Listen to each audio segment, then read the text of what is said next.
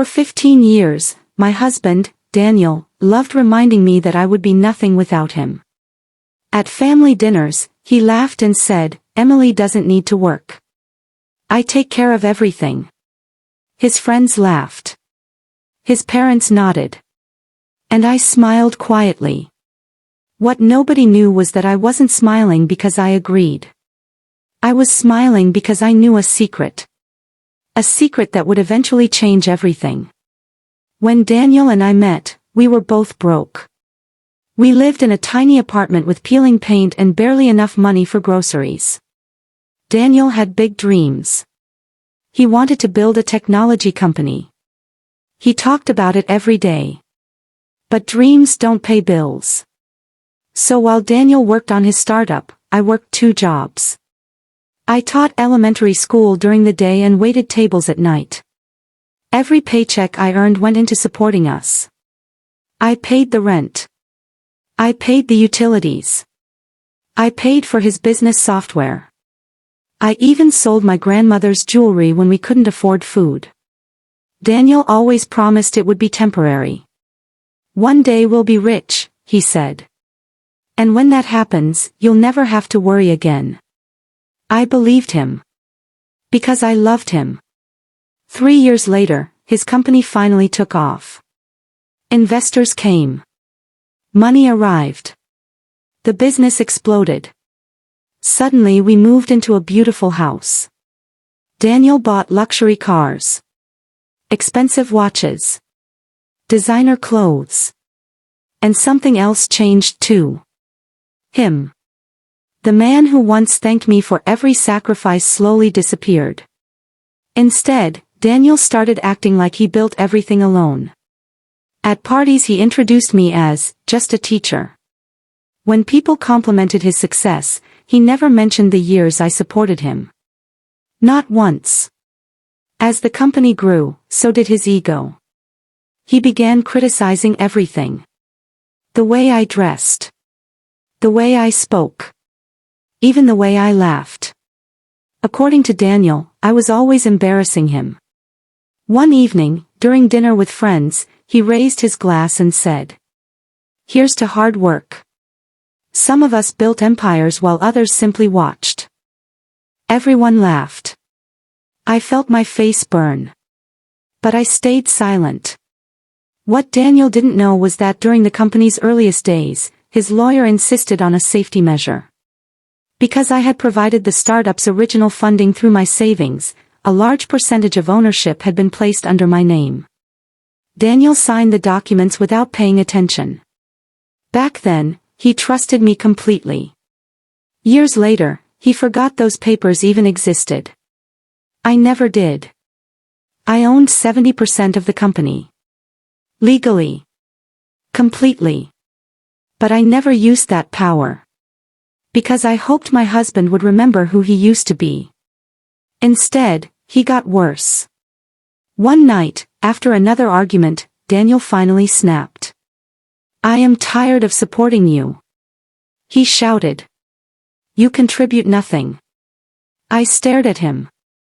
Nothing. The woman who worked 2 jobs so he could chase his dream. The woman who sacrificed everything. Nothing.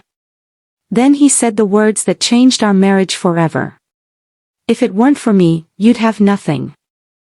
The room fell silent. For a moment, I almost reminded him of the truth. But I didn't.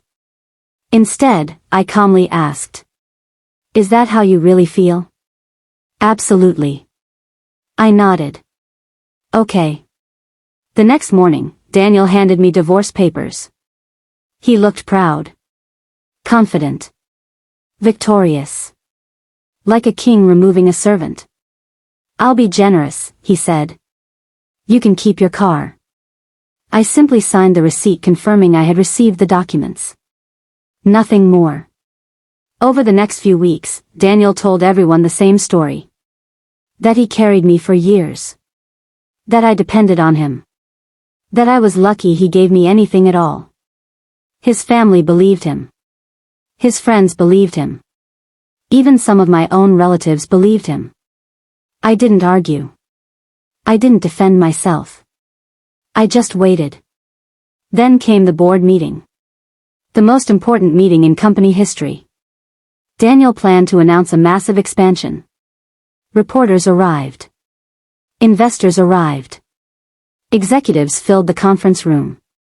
Daniel walked in smiling, certain that the future belonged to him. Then the company attorney stood up. Before today's agenda begins, there is a matter regarding ownership. Daniel frowned. What are you talking about? The attorney opened a folder. According to company records, the majority shareholder is Emily Parker. The room became silent. Daniel laughed. Nice joke. The attorney didn't laugh. Neither did anyone else. He slid the documents across the table. Daniel's face slowly turned pale. There it was. His signature. My ownership stake. 70%. Every page was legal. Every page was valid. Every page was real. What is this? Daniel whispered. The attorney replied calmly. Your wife has always been the majority owner. The room exploded with confusion. Investors stared. Executives whispered. Board members looked shocked. Daniel looked like he couldn't breathe. Then came the second surprise. As majority owner, I had the authority to vote on leadership changes. The board had already reviewed months of complaints regarding Neil's behavior. His arrogance. His reckless spending. His poor decisions. The vote was unanimous. Daniel was removed as CEO. Effective immediately. His hands shook. This is impossible. But it wasn't. Everything was perfectly legal. Everything was documented. Everything was final. For the first time in years, Daniel looked at me not with arrogance, but with fear. Real fear. Emily, please. The words sounded strange coming from him. He wasn't used to begging. After the meeting, he followed me outside. Rain was falling softly. He looked broken. I made mistakes, he said. I was angry. I didn't mean those things. I looked at him quietly. Then I asked one question. When was the last time you thanked me for believing in you when nobody else did? Daniel couldn't answer. Because he couldn't remember. The truth was simple.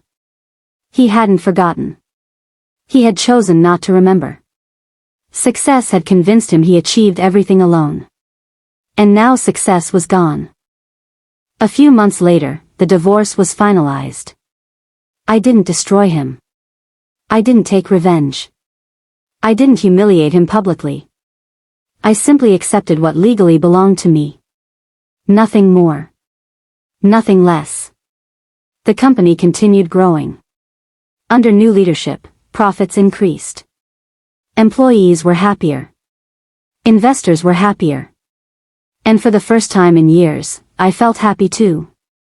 Not because I was wealthy, but because I was free. One afternoon, while walking through the company headquarters, a young employee stopped me. Can I ask you something?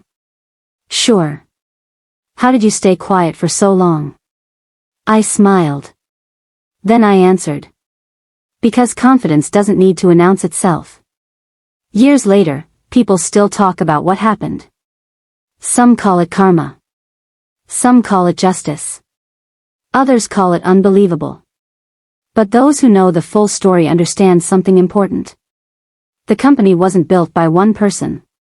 It never was. Dreams need support. Success needs sacrifice. And the people standing quietly in the background often contribute more than anyone realizes. Daniel learned that lesson too late. But I never forgot it. Because the woman he called worthless owned everything from the very beginning.